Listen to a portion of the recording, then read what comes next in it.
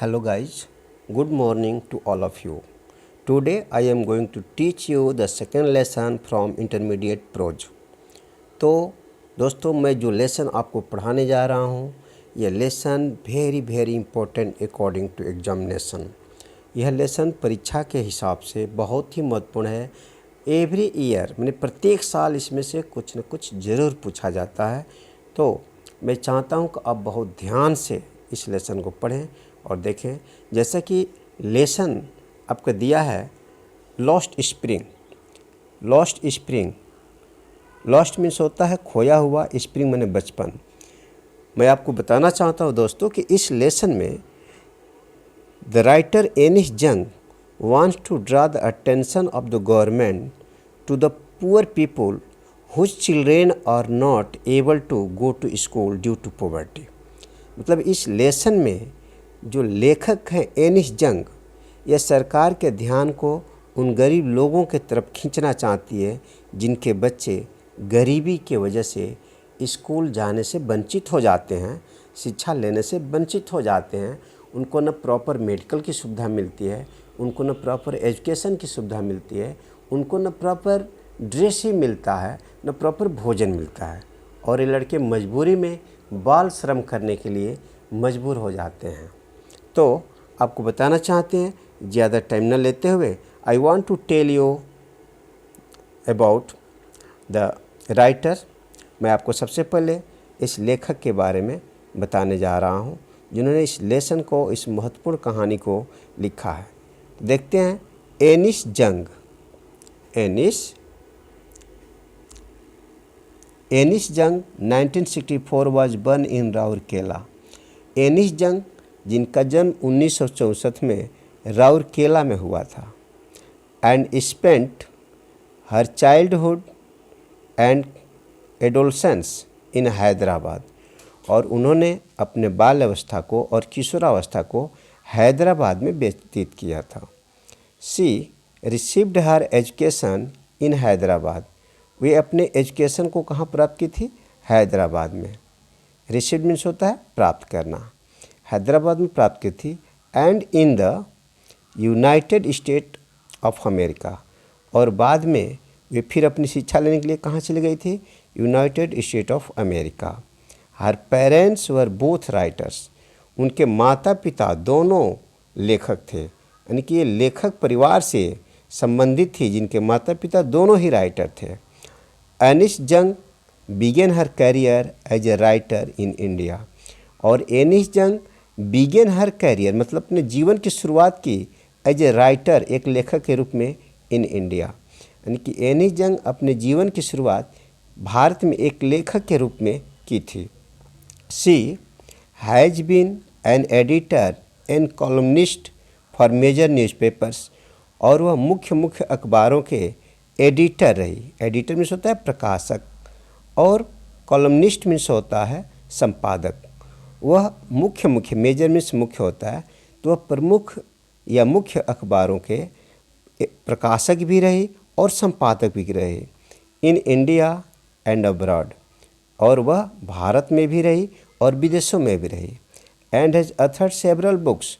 और उन्होंने अनेक पुस्तकों को लिखा है। अथर्ड मीन्स होता है लिखना। अथर्ड सेवरल बुक्स, उन्होंने अनेक पुस्तकों को लिखा है। The following is an exert from her book. और जो नीचे कहानी दी गई है वो उनकी एक पुस्तक से ली गई है। टाइटल, जिस पुस्तक का नाम है lost spring stories of stolen childhood. जिस पुस्तक का नाम है lost spring stories of stolen childhood. एक बड़ी कहानी है जिसमें से यह कहानी ली गई है। Here see analysis.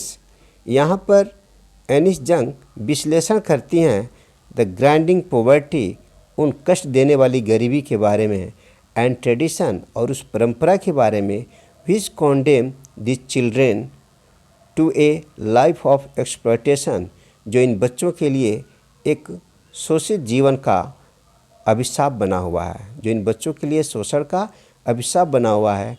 इस गरीबी को और इस ट्रेडिशन यानी कि परंपरा को एनिस जंग इसमें विश्लेषण करती हैं, जो इन गरीब बच्चों के लिए एक्सप्लॉयटेशन, लाइफ ऑफ एक्सप्लॉयटेशन, शोषण के जीवन का अभिशाप बना हुआ है या शोषण का कारण बना हुआ है। तो दोस्तों, राइटर के बारे में बताने के बाद अब मैं आपको स्टोरी की तरफ लेकर के चलता हूँ। जो स्टोरी आपको बता दें कि ये स्टोरी 2 पार्ट में बांटा गया है, जिसमें 2 लड़कों की कहानी है।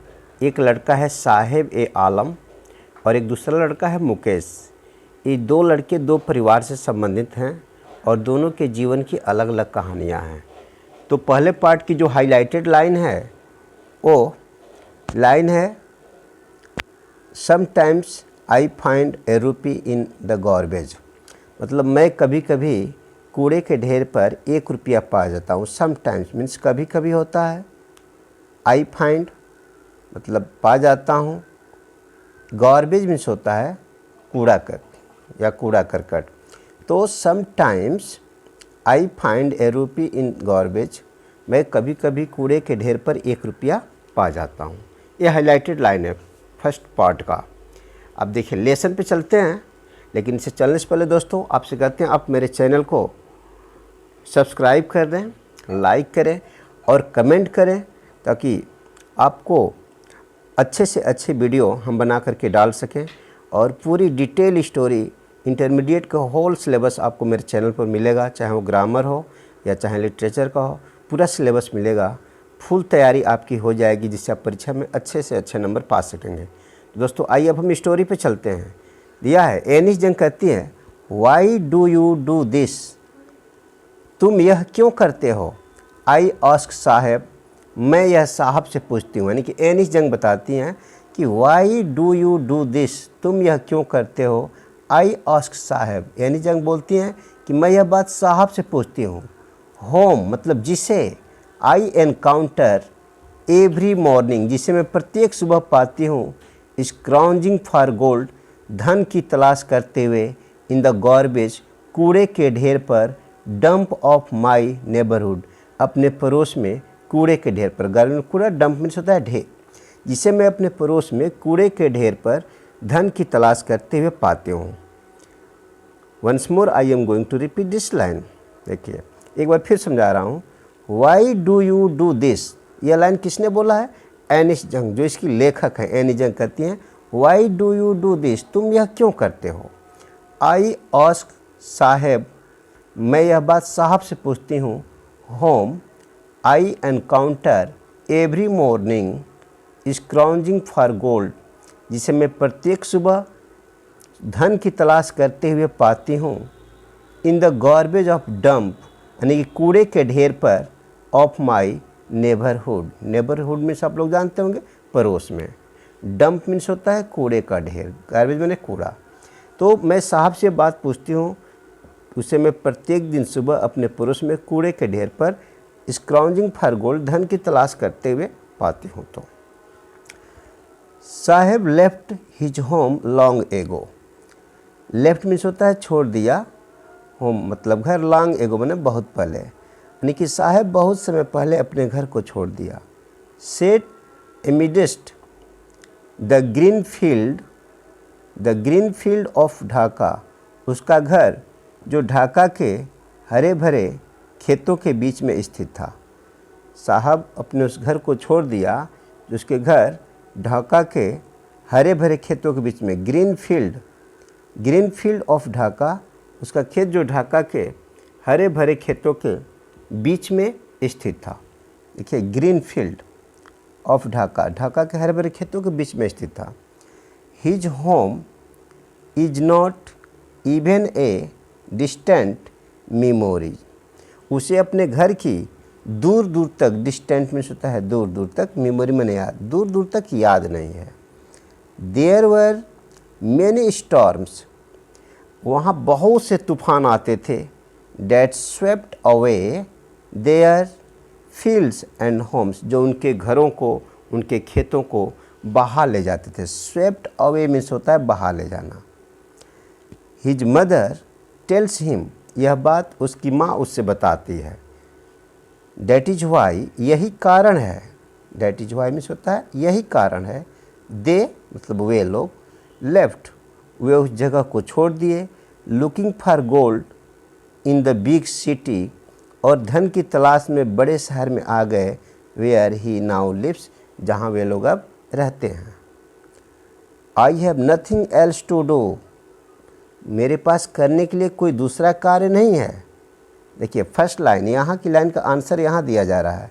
जब लेखक पूछे वाई डू दिस, उसका आंसर साहब यहाँ देता है, कहता है I have nothing else to do, मेरे पास करने के लिए और कोई कार्य नहीं है।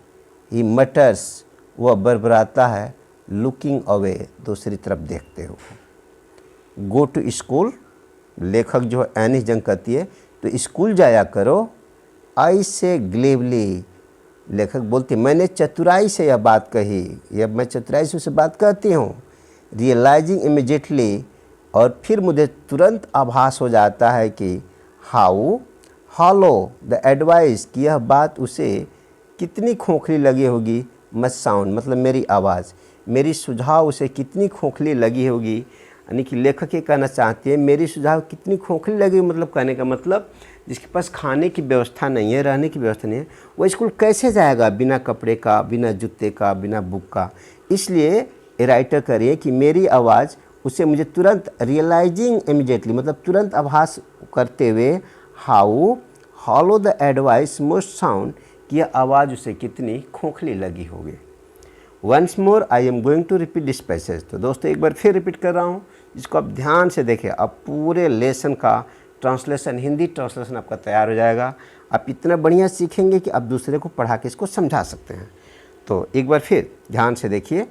समटाइम्स आई फाइंड ए रूपी इन द गार्बेज, मैं आपको पहले ही बता दिया कि यह हाईलाइटेड लाइन है इस पार्ट का। तो कह रहे कभी कभी मैं कूड़े के ढेर पर 1 रुपया पा जाता हूँ।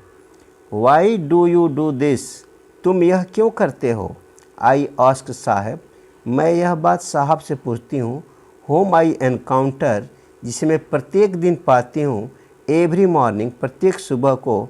स्क्राउंजिंग फॉर गोल्ड, धन की तलाश करते हुए।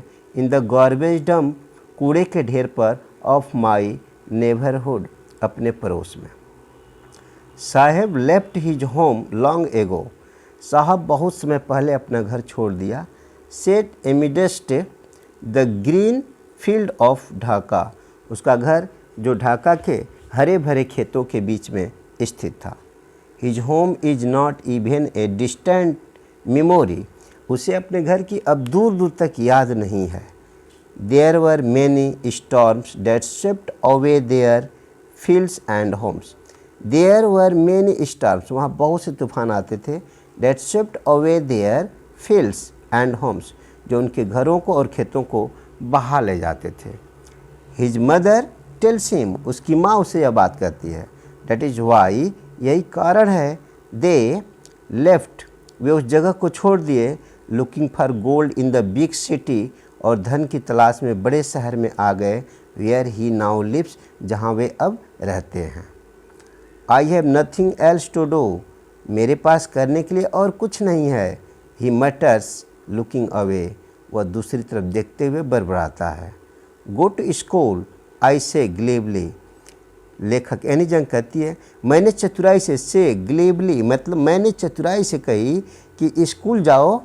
Realising immediately how hollow the advice must sound, realising immediately, और तुरंत ये महसूस हो गया कि मेरी आवाज़ उसे कितनी खोखली लगी होगी, या मेरा सुझाव उसे कितना खोखला लगा होगा।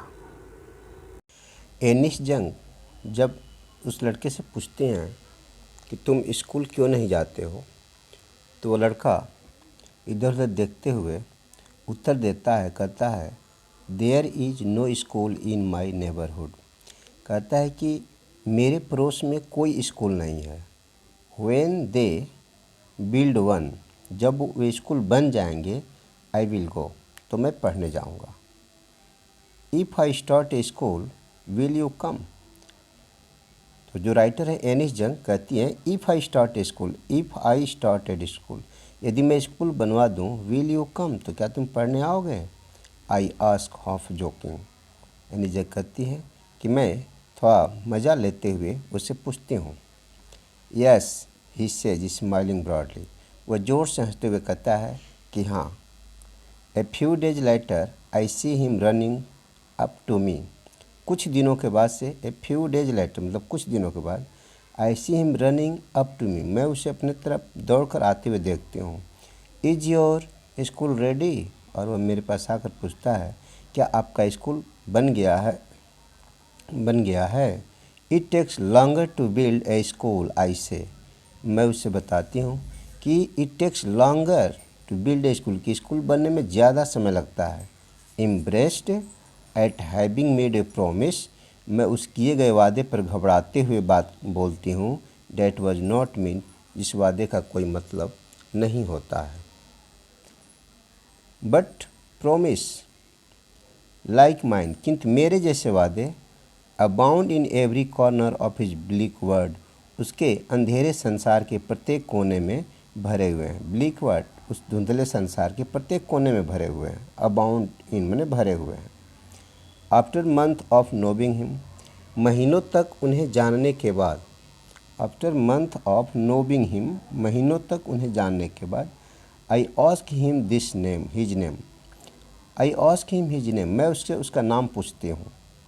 साहेब आलम, ही अनाउंसेज, वह कहता है कि मेरा नाम साहेब आलम है। He does not know what it means, वह नहीं जानता कि उसके नाम का क्या मतलब होता है। If he know its meaning, यदि वह इसके अर्थ को समझ जाए तो, लॉर्ड ऑफ द यूनिवर्स, यदि इस अर्थ को समझ जाए कि उसके नाम का मतलब होता है का मालिक, he would have a hard time believe, तो उसे मुश्किल से ही इस पर विश्वास होगा। Hard time to believe it, मुश्किल से इस पर विश्वास होगा। Unaware of what his name represents, अपने नामों के महत्व से अनभिज्ञ होकर के, रिप्रेजेंट्स मैंने अपने नाम के महत्व से अनभिज्ञ होकर के, he roams the street with his friends, वह मित्रों के साथ, अपने मित्रों के साथ गलियों में, रोम्स मतलब घूमना होता है, अपने मित्रों के साथ गलियों में घूमता है। And army of bear foot boys, एक नंगे पैरों वाले लड़कों का समूह, who appears like the morning birds, जो सुबह में चिड़ियाओं की तरह से आते हैं, एंड डिसपियर एट नून, और दोपहर के समय गायब हो जाते हैं। ओवर द मंथ, महीनों बाद, I have come to recognise each of them, मैंने प्रत्येक को पहचानना शुरू कर दिया है, प्रत्येक को मैंने पहचान लिया है। Why are not you wearing chappal, I ask one, मैं एक लड़के से पूछती हूँ तुम चप्पल क्यों नहीं पहने हो। My mother did not bring them down from the self, मेरी माँ उन्हें सेल्फ से, अटारी से नहीं उतारी है। ही आंसर सिंपली, वह उत्तर देता है। Even if she did he will throw them off, यदि वह उन्हें उतार भी देगी तो वह उन्हें फेंक देगा। एड एनदर, एक दूसरा लड़का बोलता है, who is wearing shoes that do not match, जो ऐसा जूता पहना है जो मैच नहीं खाता है। व्हेन आई कमेंट, जब मैं उस पूछती हूँ ऑन इट, इसके बारे में, ही सफल्स हिज फीट, तो अपने पैरों को रगड़ता है, एंड सेज नथिंग, और कुछ नहीं बोलता है। आई वांट शूज, मैं जूता चाहता हूँ। सेज ए थर्ड बॉय, एक तीसरा लड़का बोलता है, has never owned a pair all his life, जो अपनी ज़िंदगी में कभी जूता नहीं पहना है। Travelling across the country, I have seen children walking barefoot, इस देश की एक छोर से दूसरे छोर पर यात्रा करते हुए मैंने लड़कों को बेयरफुट, नंगे पैर देखा। इन सिटी, शहरों में, ऑन विलेज, गांव में, रोड्स, गांव की सड़कों पे। It is not let of money, और ऐसा लगता है कि पैसे की कमी से नहीं होता है। But a tradition to stay barefoot, बल्कि नंगे पैर रहना यह एक परंपरा है।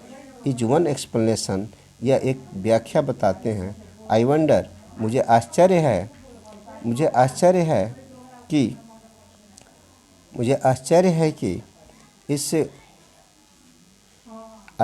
कि if this is only excuse to explain away perpetual state of poverty, की स्थायी गरीबी को छिपाने के लिए यह मात्र एक बहाना है। I remember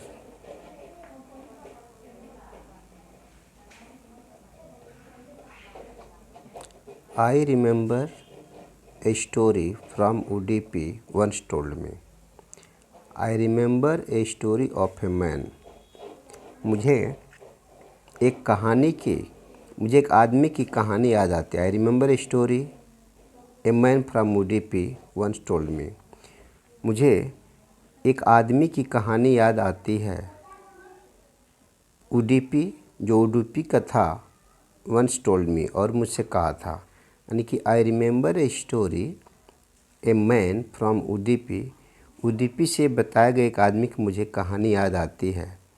as a young boy, कि जब वो छोटा लड़का था, he would go to school past an old temple, तो वह स्कूल में एक पुराने मंदिर से होकर के जाता था। जब वो छोटा लड़का था तो वह स्कूल में एक पुराने मंदिर से होकर के जाता था।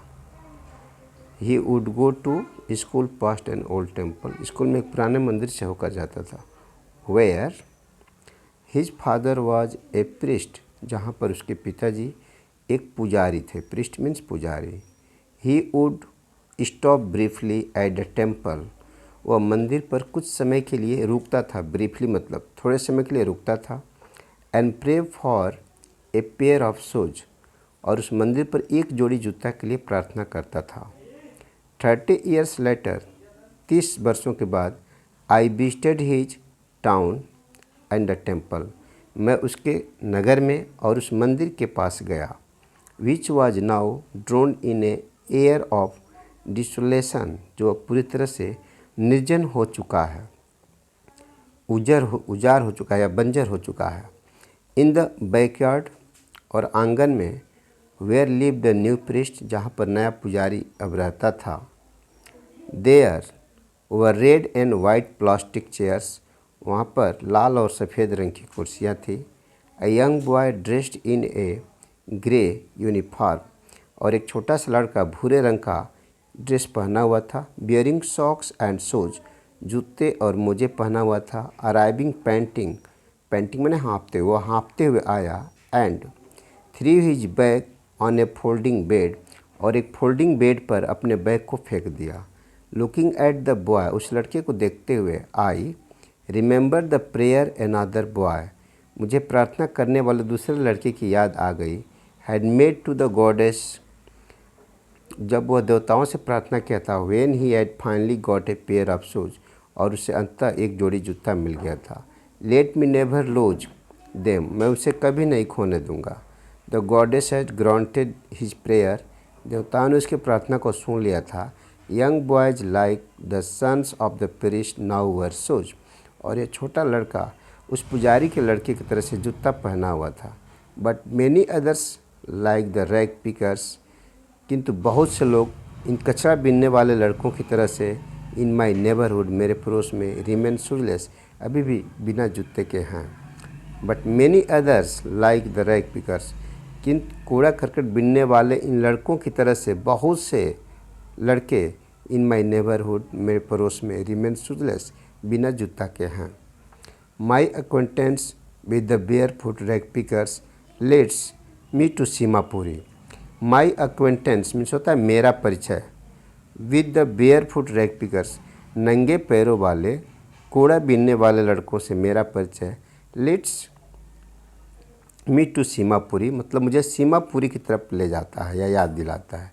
A place on the periphery of Delhi, Seemapuri एक ऐसा जगह है जो दिल्ली के सीमा पर, बॉर्डर पर स्थित है। 8 माइल्स अवे फ्रॉम इट, फिर भी वह दिल्ली से मीलों दूर लगता है, मेटाफोरिकली, लक्षणिक रूप से। Those who live here are squatters of squatters, those who live here are squatters, मतलब जो लोग यहाँ रहते हैं। स्क्वैटर्स गैर कानूनी बसिंदे, स्क्वैटर्स में होता है गैर कानूनी बसिंदे। Who came from Bangladesh back in 1971, जो 1971 में बांग्लादेश से आए थे। Saheb's family is among them, Saheb का परिवार भी उनमें से एक है। Seemapuri was then a wilderness, उन दिनों सीमापुरी बीहड़ था, यानी कि जंगल था। इट स्टिल इज, यह अभी भी है। But it is no longer empty, किंतु यह बहुत ज़्यादा अब खाली नहीं रह गया है। इन स्ट्रक्चर ऑफ मड, मिट्टी के घरों में, with roof of tin and tarpaulin, tin और तिरपाल के बने हुए छत वाले घरों में। डिवाइड ऑफ सीवेज, इस पे पानी का अभाव है। ड्रेनेज और रनिंग वाटर, नाली का अभाव है। लिव 10,000 रैग पिकर्स, 10,000 कूड़ा बीनने वाले लोग रहते हैं। They have lived here for more than 30 years, वे 30 वर्षों से अधिक समय से यहाँ रहते हैं। विदाउट एन आइडेंटिटी, बिना किसी पहचान के, विदाउट परमिट्स, बिना किसी अनुमति के, but with ration card that get their names on voters, किंतु उनके पास राशन कार्ड है जिससे वोटर लिस्ट में उनका नाम चढ़ा हुआ है। List and enable them to buy grain, और इससे वह अनाज खरीद पाते हैं। Food is more important for survival than an identity, मतलब फूड इज़ मोर इम्पॉर्टेंट, भोजन सबसे ज़्यादा महत्वपूर्ण होता है फॉर सर्वाइवल, जीवित रहने के लिए, देन एन आइडेंटिटी, पहचान की अपेक्षा। If at the end of the day we can feed our families, यदि दिन के अंत में हम अपने परिवार को, फीड मीन्स खिला सकते हैं, और फैमिली अपने परिवार को खिला सकते हैं, and go to bed without an aching stomach, और एकिंग में होता है दर्द करना, बिना पेट दर्द के हम अपने बिस्तर पर जाके सो सकते हैं। We would rather live here, तो हम यहीं रहना पसंद करेंगे, than in the field that give us no food, उन खेतों की अपेक्षा जो हमें कोई अनाज नहीं देते। से ए ग्रुप ऑफ वोमेन, यह बात औरतों का एक समूह कहता है, इन टेटर साड़ीज, जो फटी हुई साड़ी पहनी हुई हैं, when I ask them why they left their beautiful land of green field and river, जब मैं उनसे पूछती हूँ कि why they left their beautiful land, कि अपने सुंदर धरती क्यों छोड़ दिए, देश को क्यों छोड़ दिए, ऑफ ग्रीन फील्ड, हरे भरे खेतों वाला, एंड रिवर, और नदियों वाले देश को क्यों छोड़ दिए।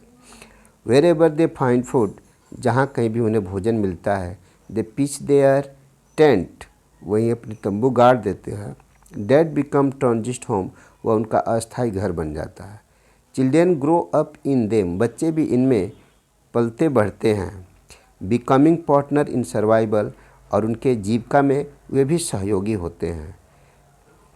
And survival in Seemapuri means rag picking, और सीमापुरी में सर्वाइवल का मतलब होता है कचड़ा बीनना।